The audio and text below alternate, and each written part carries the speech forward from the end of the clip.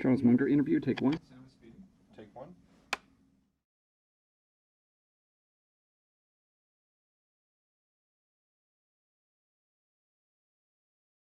When I went back in 1959 to wind up my father's law practice, mutual friends introduced us. My father was the sole practitioner, and somebody had to go sit in his chair and wind up his practice. And it was during that period that I met Warren. When I first met Warren, I recognized immediately that he was a very intelligent person. And of course, he was interested in the subject that I was also interested in, which was the process of being a successful investor. And we have a sort of similar senses of humor. And we had a high old time probably making ourselves obnoxious to the other people in the room. We both came from Omaha. We both worked in his grandfather's grocery store. So we had a lot of common experience. Well, there's a big correlation between success in life and an early start. And Warren had a passion for doing well competitively in getting money as a little tiny child. And he just kept it. And now you add a very high IQ and a lot of energy, and he got a flying start. Well, he was an old Graneman Newman follower, and he'd made a lot of money buying thinly traded securities that were incredibly cheap statistically. And with small amounts of money, which is what he's working with, he could find enough of those to earn pretty high returns on capital year after year after year. Now, occasionally, the market would give him a big security to buy instead of an obscure. And the first one I remember of that kind was American Express, when the salad oil swindle pretty well clobbered that stock for a while. Warren went around, did a lot of research, and decided that it was a minor blip.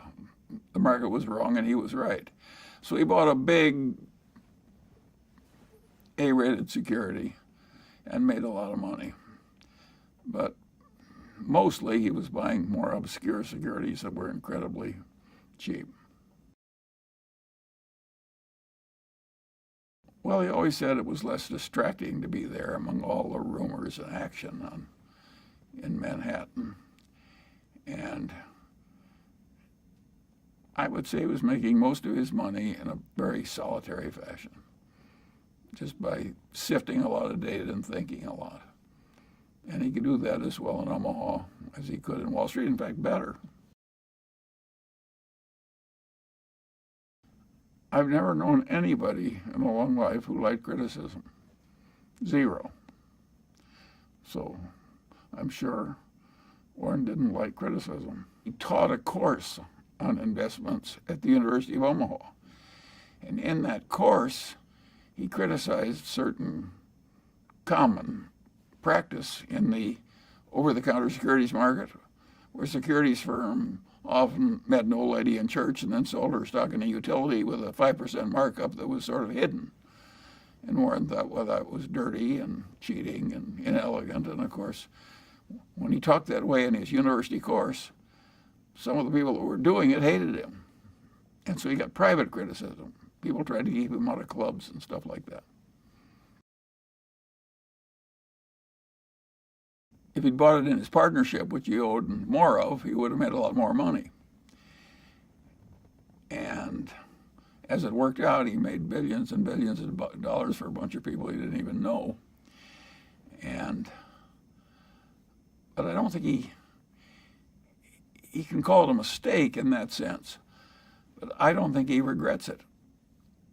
It's given him a public platform. It's enabled him to, in effect, teach what he wants to teach. No, I think if you offered him to live his life over and said you can go back and buy National Indemnity in your partnership instead of in Berkshire, I don't think he'd do it.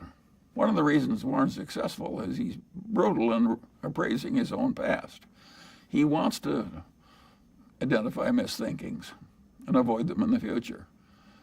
And in a narrow financial sense, that was misthinking. But I would say in a big sense, it was fortunate misthinking because his life worked out better. We're social animals. We're supposed to help one another. And we can do it in various ways. And there's nothing that helps people more than helping them get rid of a wrong idea and replacing it with a right one. You know, it's like God's gift. And since we're trying to avoid sin and error, helping other people avoid it it's a useful thing to do. I think the sort of solid Middle Western, unpretentious background helped. I don't think it would have helped if the Mungers and Buffetts had been at the exact pinnacle of Omaha society and been going to the fancy balls and owning the local newspaper or the local bank. I think then we might have worked out differently. But what I call a solid upper middle class background in Omaha, I think helped us both. Well, Warren was very close to his father. And of course he didn't like it. But Warren soldiers on. I think it just sobered him and hurt him. But both Warren and I could look at our fathers and see what they did right and what they did wrong. Warren's father was a strong ideologue, real old-fashioned right-wing ideologue, as was his grandfather. And his father was so intense about it that Warren just decided that it was a mistake. It cabbaged up your head to be that much of an ideologue. So he loved his father, but he didn't want to become that much of a true believer in anything. And so he avoided it. What happened by accident? He had that contretemps where the CEO of Berkshire Hathaway tried to cheat him out of an eighth, and he got angry and said, well, hell with you, I'll just buy more. And that was a pretty silly way to behave, as Warren has recounted in retrospect. But it's what he did, and the rest is history. It happened to make his life work better, not worse. But it was an accident that he chose Berkshire Hathaway. If the chairman hadn't tried to cheat him out of an eighth on an $11 price,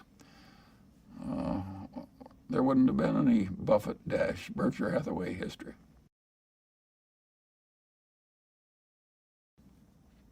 Well, he'd made so much money for so long doing what he'd been taught by Ben Graham, which is to buy these very cheap stocks.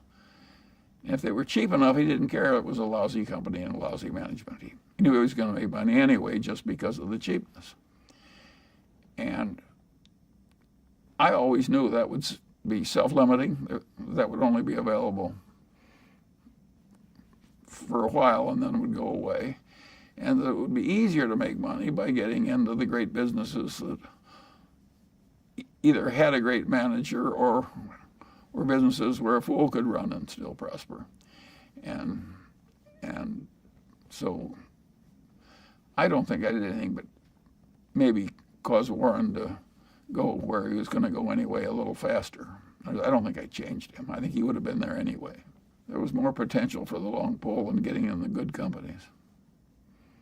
We both wanted them cheap, but cheap, good companies was the field that we shifted to. And of course, that was really important when we started to buy whole companies. We never had an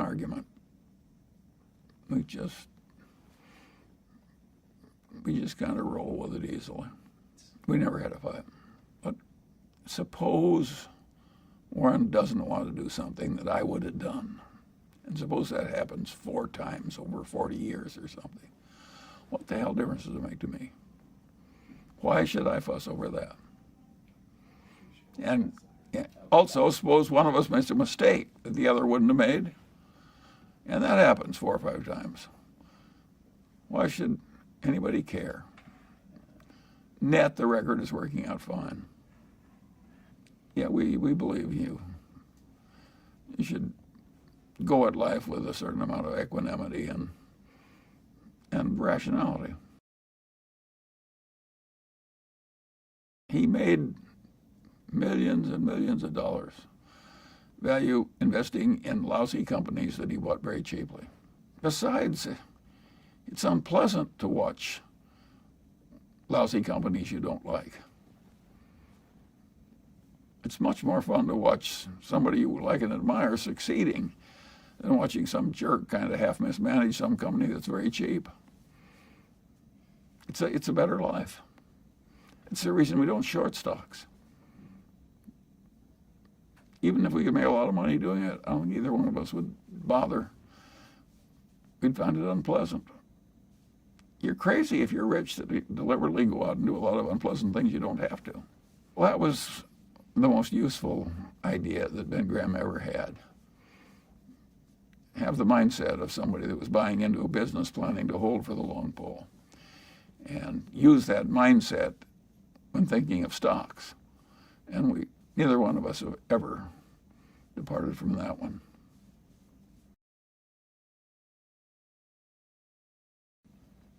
Well, remember, Warren had a long history of buying stocks below working capital per share, hugely cheap securities. And by definition, they were all pretty lousy companies. And in Seas, we bought a really good company. In its field, it was the best in its part of California, which is pretty much all of California. And it had a wonderful product, a wonderful reputation, and so on. And it had a powerful trademark and a good culture. And we bought that and made so much money. It just was eye-opening how important these brands were. I don't think that Warren would have made all the money that Berkshire made in Coca-Cola if he hadn't bought Seas. He learned the record of Berkshire Hathaway and the record of Warren Buffett is a record based on continuous learning. If he hadn't kept learning from every experience, the record would not be as good. He learned from Seas that he should buy Coca-Cola. You really can understand the power of a brand more when you buy something very cheaply and you're still getting 300% per annum on your investment in cash. That draws your attention. The brand can be very important. Well, what really makes it work is the business school term is durable competitive advantage, which is a pretty good term. You really want an advantage that, nourished without overwhelming skill, will keep working for you for a long, long time. You want to avoid a business which is just so brutally competitive that nobody does well over the long pole. We've bought some businesses that looked pretty good to us that turned out to be pretty bad. We have a few of them still around, but luckily they're small. We sell them if they present problems we just can't solve. But if they just turn out to be a little mediocre, we hold them. We're not going to play gin rummy with the people that are part of our lives. He was just like me. He didn't improve much at all for decades. We were pretty good, but not really good. And then he really started working at it and working with somebody who was a world champion. And he is really quite good now, whereas I have stayed the same. Well, we found out what had happened because we were on the board. And that's another example of a mistake that finally worked out pretty well. We never should have bought into Solomon. It was too much trouble. It was too much danger. It was too much involvement. And Warren would have probably made more, even though the investment finally worked out well. It caused a lot of agony, and Warren would have made more money some other way, better. So it was another mistake that worked out well. But the crisis, once we were on the board, the company could have gone under. It was a very serious, exciting crisis with crucial meetings. And if Nick Brady, the Secretary of the Treasury, hadn't relented on a key point, Solomon might have gone under. And he went with Warren because he trusted him, and it saved Solomon. It shows how having a good reputation is really helpful in life. The interesting thing about that is Nick Brady's family had owned stock in Berkshire when it was a textile company. And he, when he was at the Harvard Business School, determined it was a lousy business, and he had his branch of the family sell out. The other branch of the family stayed, and the guy got to like Warren when he came on the board, and he was kind of a stubborn New Englander. And he held all his shares in this lousy, failing business. And of course, he became enormously rich. Whereas Nick Brady, who made the correct decision to get out of a lousy business, watched his relative who knew less and hadn't gone to business school and so on, made this great fortune. Life is full of little ironies like that one. I don't think it bothers Nick Brady. He's a pretty mature fellow. But it was one of those crazy quirks of life. Well, if you start with a bunch of lousy businesses, which is what we started with, but we're going to wring a fair amount of cash out of those businesses. So basically, we started out with cash and ended up buying a bunch of businesses, including insurance companies, and drove Berkshire without really issuing much stock to anybody, from virtually nothing into hundreds of billions of dollars of market cap. Nobody else has a record like that. There's some great conglomerates, General Electric, United Technologies, Honeywell, but nobody has a record like that. If you're in a big bureaucracy, it can't change. It's just too hard.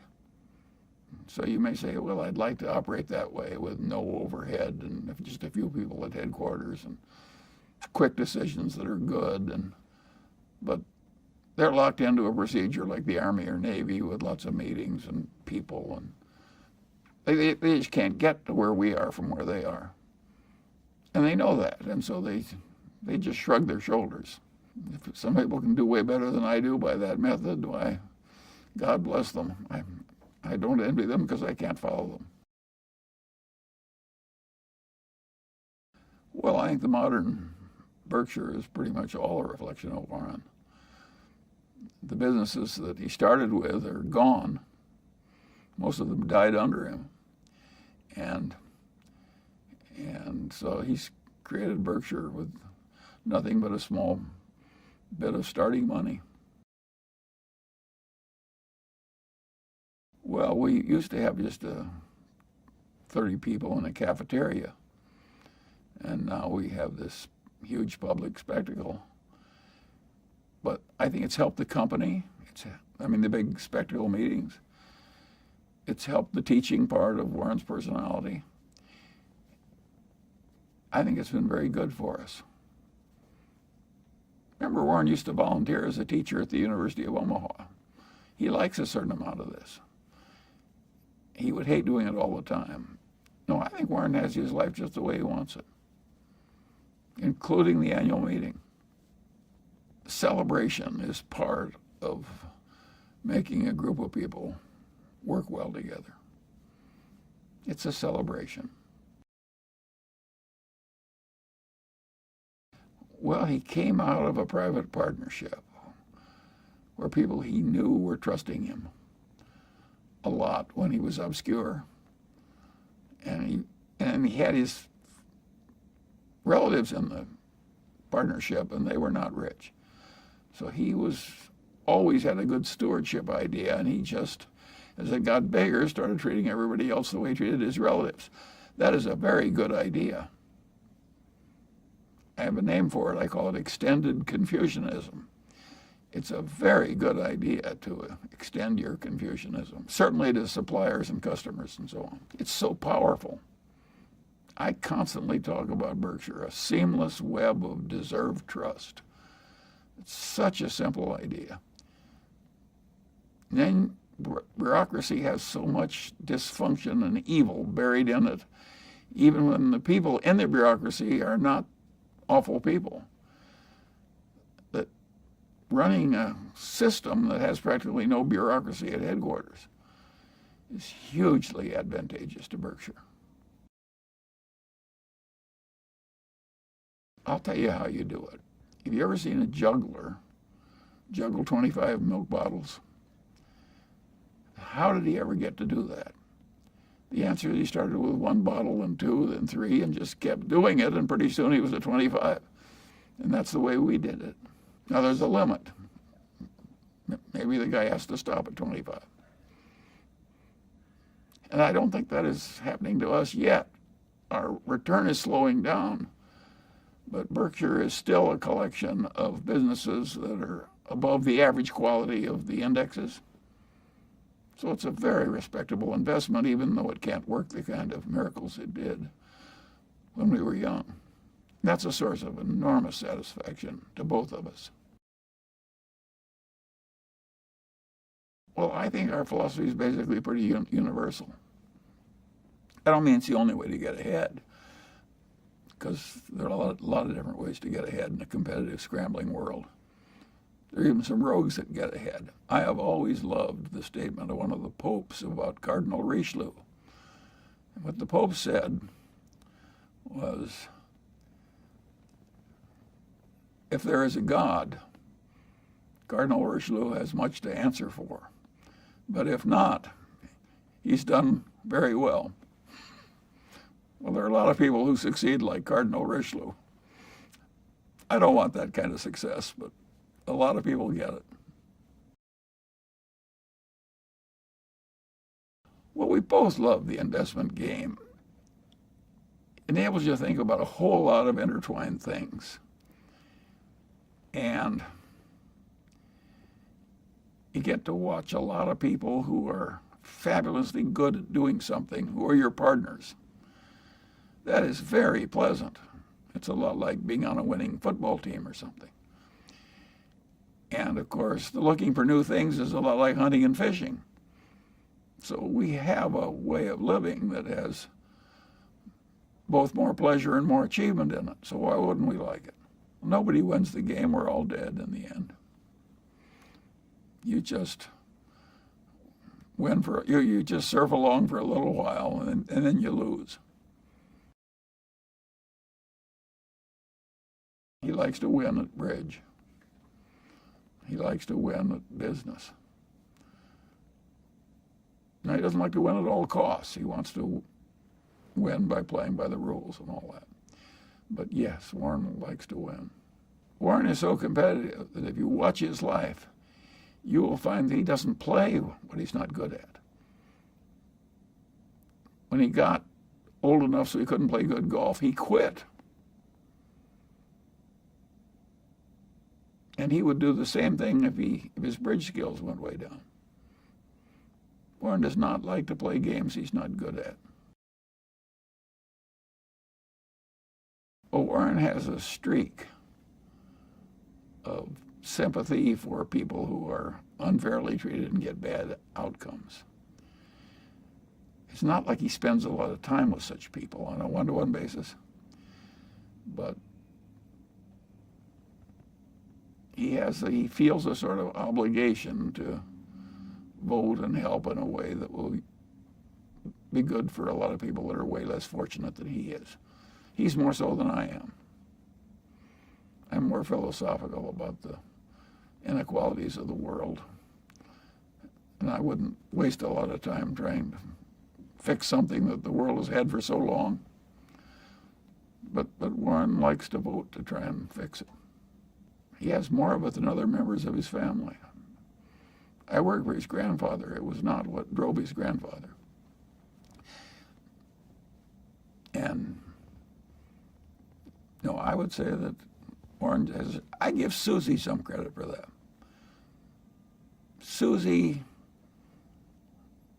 was a wonderful mate for Warren in all those early years and did him a world of good. Unconditional love and good company and loyal, just all the nice things. And Susie had all these sympathies. I give her credit for some of that in Warren. Well, you got to remember one key fact. We both of us know that we've done better by having ethics. Well, do you deserve credit for doing something you know is going to work better for you? I don't want to take too much credit since I know clearly that it helps me instead of hurts me. So I think the people who are ethical, when they know it's going to hurt them, deserve credit than people like me and Warren who know all along that the ethics is going to help us in the end. I think partly we both like it intrinsically, so I don't think we're doing it just because it works better. But we know it works better, and so what's our real motivation? I don't think people know their own motivations. I don't think I know mine. All I know is I end up there. I know I don't deserve as much credit for it as somebody who does it when it hurts him, because I'm doing it when I know it's going to help me net over the long pole. Well, he thought it was a good business run by good people. It's exactly what we like. And I think there was a little tinge of nostalgia. It's a sort of a Middle Western company. The Burlington Railroad was very important in Omaha, always. And the Union Pacific is headquartered in Omaha. And Warren had always been an electric train fanatic when he was young, and I had electric trains. No, I think there was a little bit of nostalgia in it, too. He's always looking for foreign investments. But what he's found mostly is United States investments. And, yeah, it has to be a pleasure for somebody raised in Omaha to buy the Burlington Northern Railroad. It built the whole country. It changed the whole world of railroads. We all remember them. There was a time we used them instead of airplanes. I can remember that time. And I can remember the trips on the old Pullman cars. No, we both liked it. But we wouldn't have bought it if the numbers hadn't been good. By and large, it's all been pretty pleasant, and we've had ups and downs. I have never heard Warren complain about a downdraft. I've never heard him indicate that he regards the world as being unfair to him, even when Susie died, which really shook him up for quite a while even. But he never complained. He never thought the world was being unfair when they took her away. Some people just naturally complain, and other people are just naturally put their head down and sail through it, soldier through it. Warren and I believe in soldiering through without too much fuss. I have the theory that the dumbest thing you can do in life is to ever feel like a victim. And any politician that makes people feel like victims, I automatically dislike. I never saw any good to come of feeling like a victim. Even if you are a victim, I think it's a mistake. The Chinese were living in poverty, subsistence agriculture, in caves and so on, real poverty, hundreds of millions of them. And they worked their way out of poverty. And look at them now. How would it have worked if they said, no, we'll vote ourselves rich. We'll just raise the minimum wage. It's so much better to use the Chinese way. They just soldiered through and worked their way out. Well, I've always had the idea that if you pretty much knew all the obvious things you should know in pretty much all the disciplines, and used that knowledge routinely, and didn't go crazy or irrational or go into anger or resentment or a lot, that it would work very well. And so naturally, I've operated that way all my life. It was my way of getting ahead. I didn't get ahead by specializing. I got ahead by knowing the big ideas in all the disciplines. And that works if you're a wide-ranging investor, like me or Warren. It's not the way for most people to get ahead. And so we were very lucky to have the outcomes we did. I don't think either of us deserves huge credit for what happened. We're in the right place with the right family values, the right temperaments. And I'm sure we had some favorable breaks. But yes, I was lucky in that my grandfather Munger really believed down to the soles of his feet that rationality was a moral duty. It's just the way he was put together. And so it was very easy for me to pick up that idea. But even for people with prepared minds, we had better results than are at all common. So there was some luck in it. Amazing how you can go through a modern textbook in psychology, whole damn 1,000 pages, and in a subject that's been worked over by generations of academicians.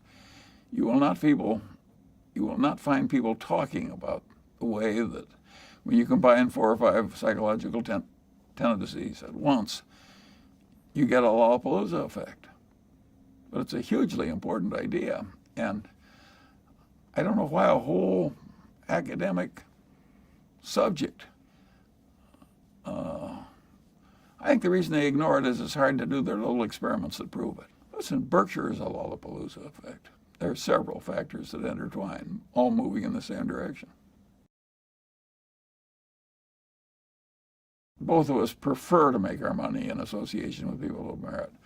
But if a marketable security was available in gobs on a horrible, mispriced basis in some lousy business, I think we might still buy it. In other words, the things are cheap enough, it sets the juices running. I'm not sure we're right to do that, but I think we might do it. It hasn't happened in a while. So we tended to drift out of it, but would we ever go back in? Well, Warren did those derivatives where he sold puts on the indexes. I think we'll make lots of billions of dollars out of that very easily. I think both of us believe the world would be better off without those derivative markets. But if they're there and it's mispriced, we act. They're for sale, it's a public market. There's no dishonor. But if you ask me as a voter, if I would vote the derivative markets like that one out of existence, I'd do it tomorrow.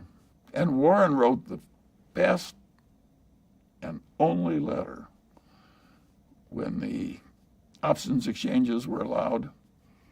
He wrote a letter of objection. It was like the only letter. You really ought to dig that out and print it because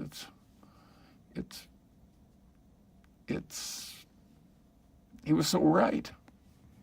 And it was so early and nobody else was saying it. So anything about Buffett, ought to go back and get his letter about the derivatives in the option market. He said, we don't need these. And even when 2007 came, nobody dug it up and played it up big. But you can do it. You probably should.